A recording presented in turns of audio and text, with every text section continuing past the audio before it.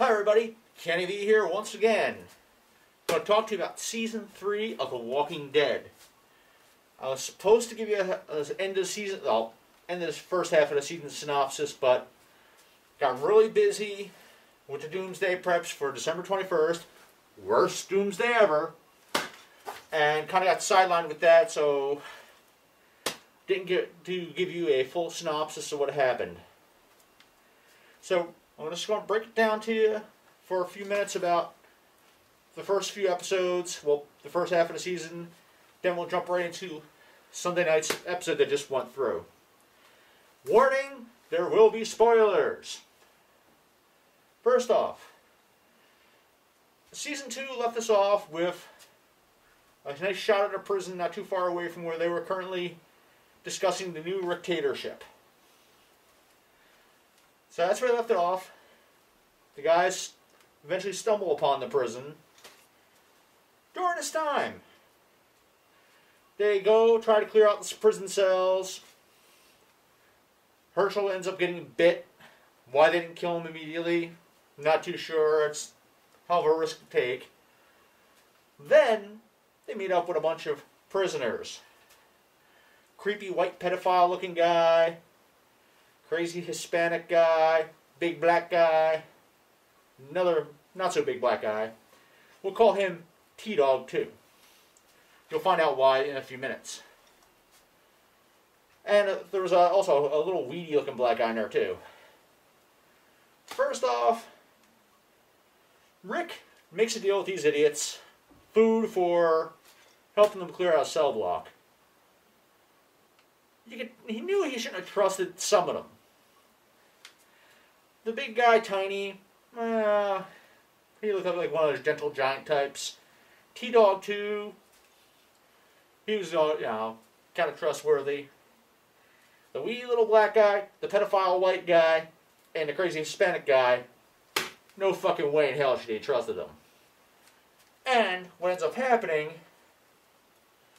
crazy Hispanic guy takes a few swings at Rick with a machete, accidentally, then chucks a zombie on top of him, hoping that the zombie will bite Rick and kill him.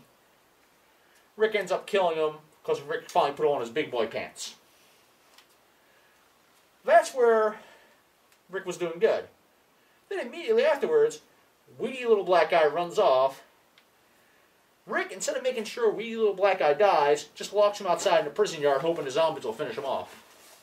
Well, that was a mistake on Rick's part, because later on you find out weedy little black guy lets the zombies in and causes a bunch of problems by setting off an alarm, which attracts more zombies. If Rick would have killed them in the first place, that wouldn't have happened. T-Dog 1 wouldn't have died. Sorry, T-Dog. You're a black guy in a horror show. You were destined to die. Now, then you got Michonne and whatever her fucking name is. Angela, Angie, whatever. Andrea. You get to see what they're up to. Somehow they managed to survive the winter. Now they're moving through, trying to find supplies. Helicopter crashes. They see these guys, including Merrill, and they watch these guys pretty much kill one of the people that was in the helicopter with the pilot and bash the skulls of a few zombies in the area. Of course, they get captured by these people, taken to the town. When they're taken to the town, they see all these people living like it's nothing big going on. They're having like barbecues, all kinds of stuff. Michonne is smart. She doesn't trust these idiots. She knows something's up. Andrea, on the other hand, wants normalcy so bad, she's not feeling the bad vibes that are coming from these people. That's when you meet the governor. Governor's trying to charm them, and Michonne's not buying it. Then he ends up charming Andrea because Andrea's just a weak-minded fool. And you find out later on, he talks to the National Guard guy who was in the helicopter pilot. Finds a little, where his buddies are. evidently the National Guard put a helicopter up on a tractor trailer and drove it out to this location. Which leads to the next really fucking stupid thing that happens. The governor shows up in his car. National Guard guys, one of whom doesn't have rear sights on his rifle, are all nonchalant, not even on guard. You know, you figure where everything's going on, you can't trust anyone until they've proven themselves to be trustworthy. Instead, they're just kind of casually like, Turns out to be an ambush. Not one National Guard guy fires off a weapon. And these untrained people that are hanging out with the governor manage to wipe them all out.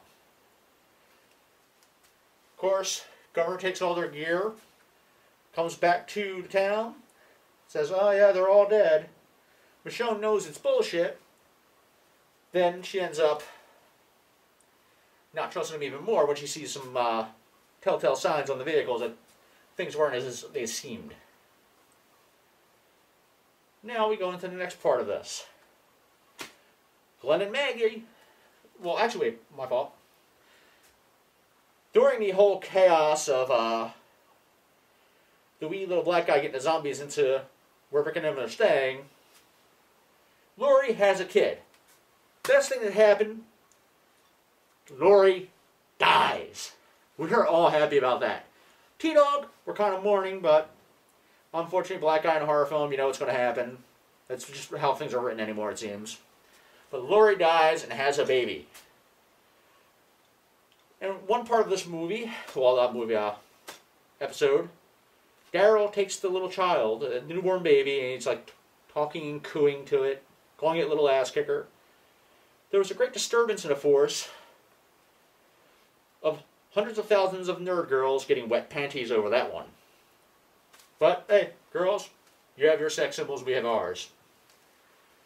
So, now that they have this baby, they have to go out and get formula for the baby.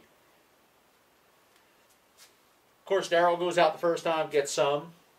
Then Glenn and Maggie go. They run into Merrill, who's hunting Michonne because Michonne leaves, and the governor sends Merrill and a bunch of guys to go and hunt to kill Michonne. Michonne pretty much handles her own for a little bit, but unfortunately she gets wounded by Merrill. Merrill follows her into this little area where Glenn and Maggie happen to be. While Michonne's hiding, Merrill takes Angie hostage because, unfortunately, well, Maggie hostage. I keep saying Angie, I don't know why.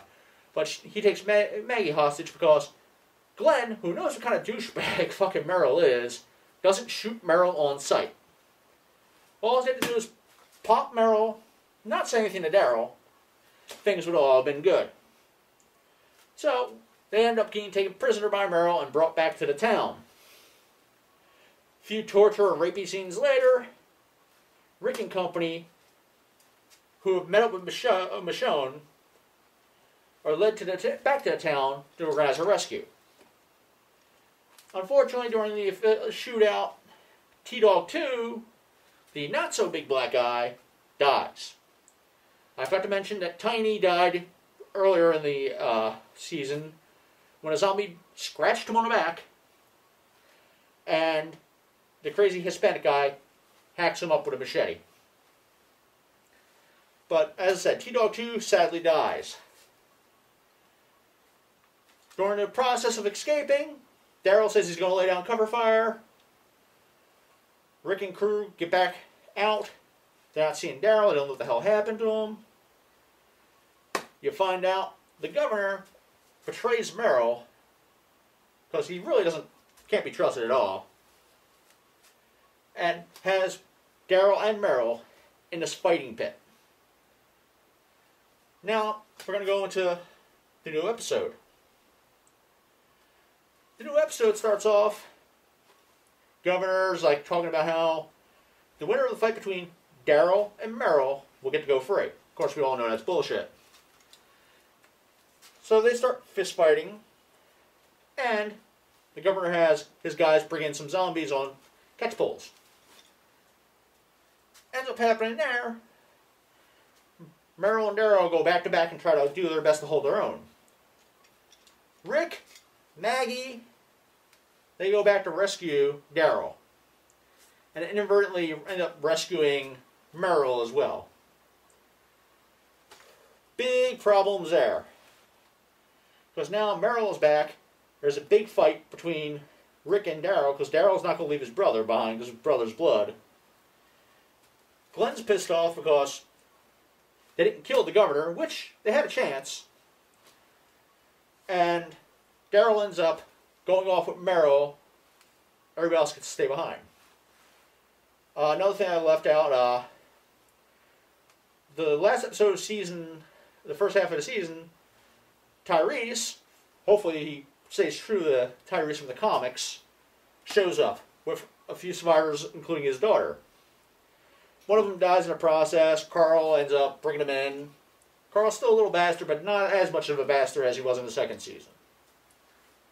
So, now you have Glenn pissed off because they didn't kill the governor, and he's pissed off at Rick because Rick put Maggie in danger because they didn't go back to kill the governor, they went back to save Daryl, and Daryl's pretty much left the group. You go into the next scene. Andrea is in the town. The town's like getting ready to riot because they're all like trying to leave. And the guys at the gate, the goons of the governor, aren't letting them do it. Well, unfortunately, when the Rick's crew broke out, they had left open a hole in the wall, and zombies got through. These zombies are now attacking people in the rear of the town. Causes a big problem, because the governor has pretty much secluded himself during this time. The governor, after one of the guys gets bit, he's laying there screaming, comes out all butthurt over being stabbed in the eye by Michonne, shoots the guy. After that, Andrea's like, what the fuck's going on? They have a big fight. He's saying that she's only a visitor or whatnot. Still not understanding this guy's a douchebag, can't be trusted. She then later goes out and has this big speech trying to calm everybody down because they're all getting ready to riot again. Governor's watching. Then you go back to the prison. Rick and crew show up after Tyrese and his friends have a little argument because the two white guys were going to go and try to take over the prison by killing Carl, the little bastard, and Carol, and then doing whatever to anybody else in the building. Tyrese, being a decent person, wasn't going to let that happen.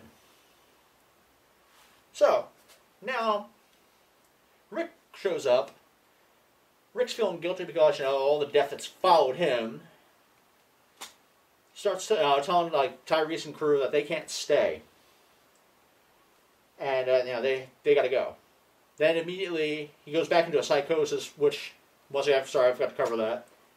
But Rick, for a while, after Lori died, instead of celebrating because she was a fucking retard and a cheating whore, he decides to go on a rampage in the tombs, killing zombies with a hatchet and whatever else he had handy.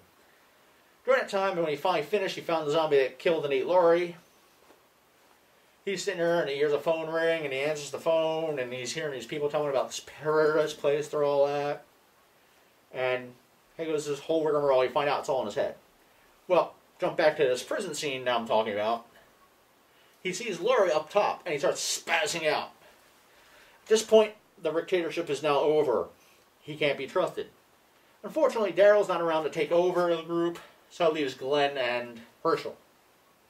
Who Herschel now has got one leg. So he's not really up to leading it well. So now that's where we're left off. Here's the problems we're having now. First off, they're not really when it comes to this show, like I said, they need to put me on the Talking Dead because I can really give a better idea on how to survive these things. I'm a trained professional. And I still haven't forgotten this campaign to get me back on the...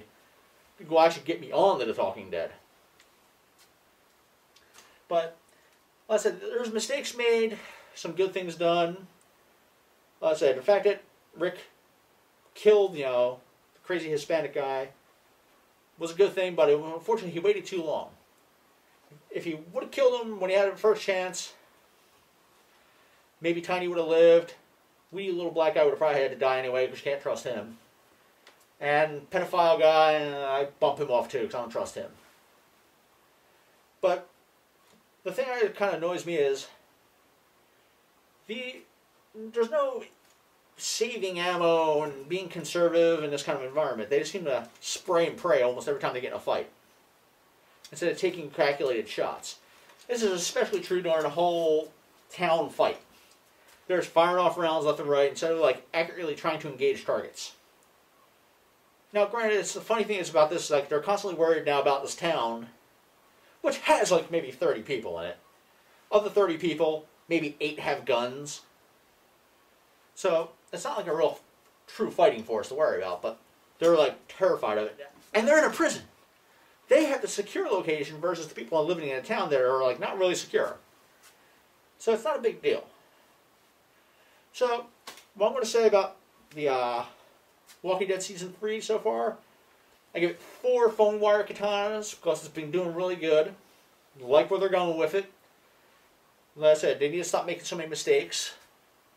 I'm going to start trying to do these episode by episode. I kind of rushed this one because people were constantly asking for it, like, Kenny, when are you going to update it? When are you going to update it? When are you going to update it? When are you going to update it?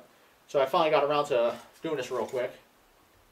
So I apologize. Like I said, it's kind of sloppy and I'm kind of discombobulated with it. But the important thing was I wanted to get this done for you, the fans. So I can, like I said, get this ball rolling again and get moving on it. Now, what was I going to say? Like I said, you can email me your comments on these reviews by emailing me at kbeaumont44@yahoo.com. Look for me on Facebook. I have a page dedicated to my greatness. Also, actually on Facebook itself. You can look for me on my blog, mallninjas.wordpress.com. Look forward to your comments. Till then, keep your weapons handy, trust no one, and remember, eventually the zombies will show up. This is KennyB, signing off.